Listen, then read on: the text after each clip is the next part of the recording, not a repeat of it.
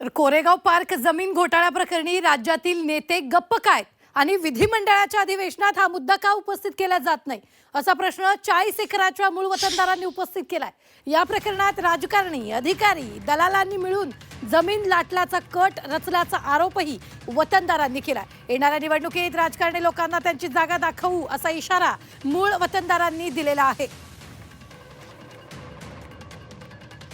संजय शिरसाट असू द्यात किंवा आठवले गट असू द्यात किंवा भारिप वंचित बहुजन समाजाचे संपूर्ण कार्यकर्ते तर आवाज उठवतातच, परंतु या नेत्यांनी कुठंतरी आवाज उठवून हा आवाज बुलंद करून या समाजाला न्याय मिळवून द्यायचा प्रयत्न केला पाहिजे।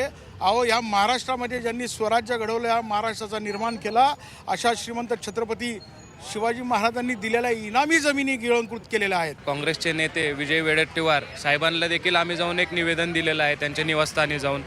अजून देखील आम्हाला कुठल्याही प्रकारचं असं दिसत नाही आहे की अधिवेशन चालू आहे आणि आमच्या जागेबाबत कुठल्याही प्रकारचं तिकडे कुठल्याहीच नेत्यांनी, कुठल्याही पक्षाच्या नेत्यांनी तिकडं अजून आंदोलन किंवा अधिवेशनामध्ये हा विषय हे घेतलेला उचललेला आहे।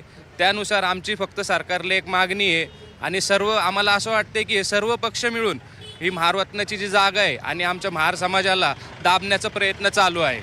सध्या तरी ते असंच वातावरण दिसतं की कोणताही पक्ष असो किंवा कोणतेही लीडर्स असो, ऑपोजिशन असो किंवा आता सध्या सत्तेमध्ये जे आहेत लीडर्स, मला नाही वाटत की ते काय दखल घेत आहे या विषयाच्या संदर्भात। मला फक्त एवढंच मानायचं आहे, इलेक्शन आता तोंडावरतीच आलेलं आहे आणि ते जर आमचा विचार करत नसेल तर नक्कीच आम्ही विचार करू की काय करायचं इलेक्शन।